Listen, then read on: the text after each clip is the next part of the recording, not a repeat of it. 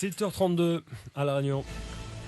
Et c'est l'heure dans Grand Matin de l'invité de la matinale avec Philippe Dornier. Bonjour Philippe. Bonjour Mickaël, bonjour à tous. Et ce matin, vous recevez le maire de Brapanon, 5e vice-président du département et président du Parc national de La Réunion, Daniel Gontier. Daniel Gontier, bonjour. Bonjour. Nassima Dindar, inéligible pour 3 ans. Elle risque cette peine-là, la présidente du département, si la Cour d'appel suit les réquisitions de l'avocat général dans l'affaire du foyer de Terre-Rouge. La décision sera rendue tout à l'heure. En cas de condamnation, est-ce que la présidente du département peut rester à son poste ? Écoutez, bien sûr, aujourd'hui, on attend le délibéré. Donc, vous êtes dans l'étape suivante. Et je pense qu'aujourd'hui, c'est son choix personnel. La décision tombe dans 1 heure. Oui, c'est son choix personnel. Vous feriez quoi, vous ?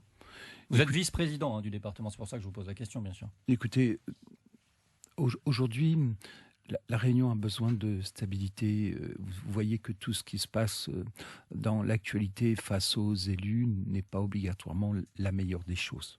Moi, je souhaite que, bien sûr, ce délibéré apporte une information, la justice fasse ce qu'elle a à faire, et c'est la personne elle-même à prendre ses propres décisions. Et la tentation sera grande certainement s'il y a condamnation de se pourvoir en cassation, de tenter une dernière démarche en justice. Sur le plan moral, ce ne serait pas compliqué à gérer de garder le fauteuil de présidente ? Écoutez, je vous le dis, chacun doit prendre ses décisions. La cassation n'est qu'un moment pour reculer. Je le dis aussi, vous me parlez sur le plan moral, je pense que ce délibéré doit être un moment fort, au moment où le peuple nous regarde.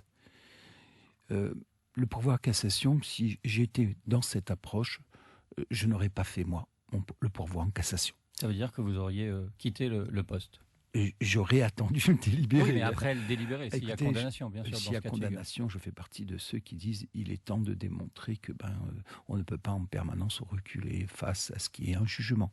Il y a eu 2 procès, ils ont tenté de démontrer des embauches politiques dans ce foyer de Terre-Rouge. Comment un élu peut faire pour ne pas franchir la ligne rouge alors qu'il est sollicité tous les jours par la population pour un emploi, un logement ?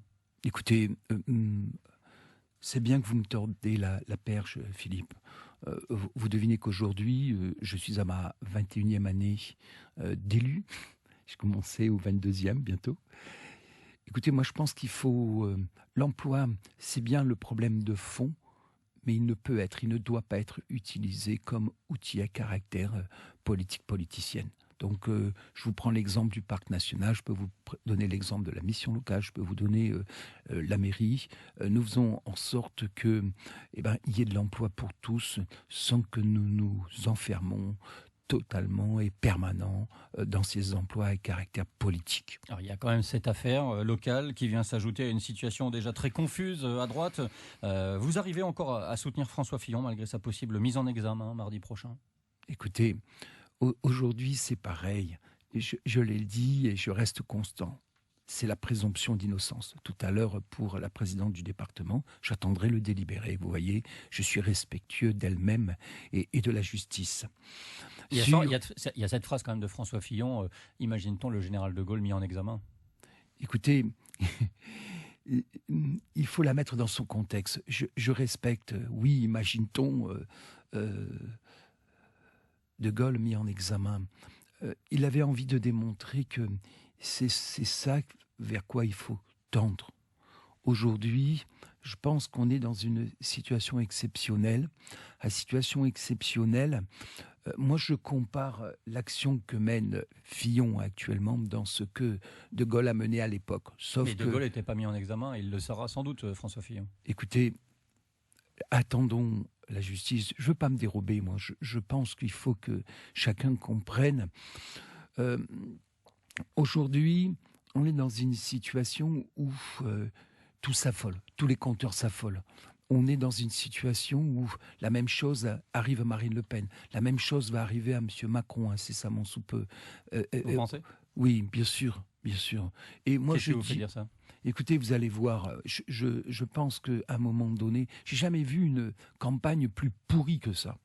Et je peux vous assurer que j'ai tellement besoin que notre République, c'est pas la priorité ce que vous êtes en train de dire, même si c'est la morale. Attention, hein.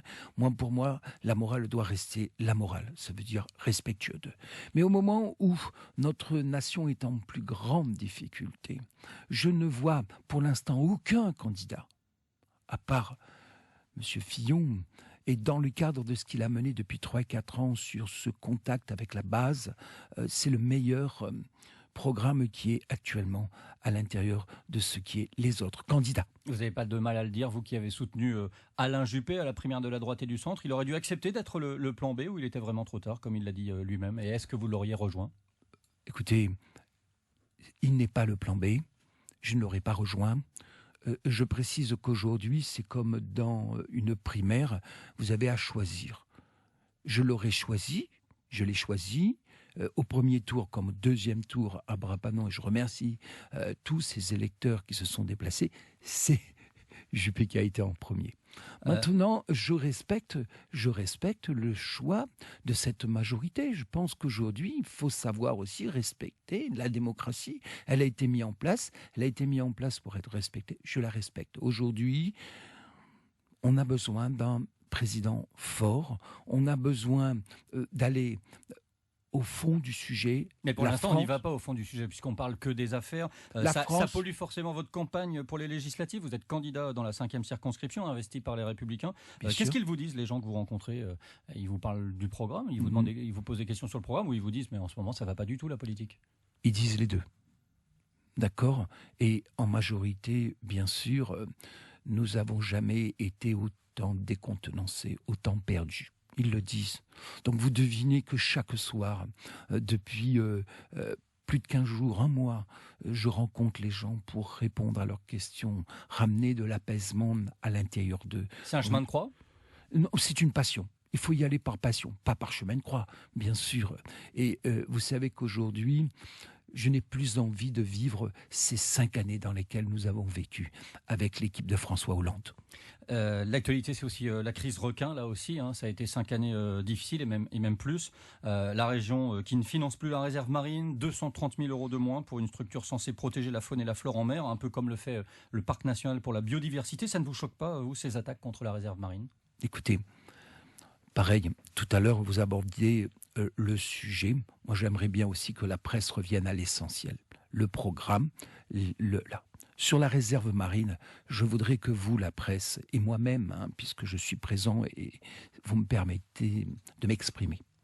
Je suis pour le dialogue. Je suis pour rester dans l'ouverture de l'autre. La réserve marine est un outil d'accompagnement, de développement pour le tourisme, pour la biodiversité, pour un territoire. Aujourd'hui, je pense qu'on est dans une forme d'incompréhension. Il n'y a pas de dialogue là. La région a décidé lors de l'attaque de Saint-André. Écoutez, j'invite la région, les partenaires, j'invite la réserve marine, puisque je lis Tout et Rien aussi, à communiquer, à prendre son temps de bien expliquer c'est quoi une réserve marine, à quoi elle sert. Après, mais sur le fond, qu'est-ce que vous en pensez ? Parce que Europe Écologie Les Verts conteste le lien entre les attaques et la réserve. J'y vais. Philippe Dormier, puisque vous me permettez justement d'aborder le sujet.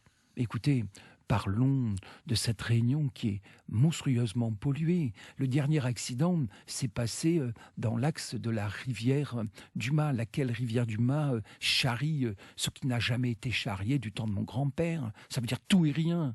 Aujourd'hui, quand il y a eu cette attaque de requins, les nuits précédentes, il y a eu de très forts orages. L'eau était boueuse. Il n'y avait pas la possibilité. Et puis, indirectement, je voudrais vraiment partager la douleur de cette famille. Mais en même temps, ces jeunes qui, aujourd'hui, par passion, défient la nature. C'est un défi. C'est un défi. Il me semble qu'à cette période-là, avec la houle et l'espèce de lune, on a une vague extraordinaire. Je dis arrête avec ça, arrête à la recherche de ce qui est aujourd'hui, ce qui n'est plus acceptable pour notre société. 30 secondes sur le Parc national, on déborde un tout petit peu. Oui. Le Parc national fête ses 10 ans, je ne peux pas ne pas vous en parler.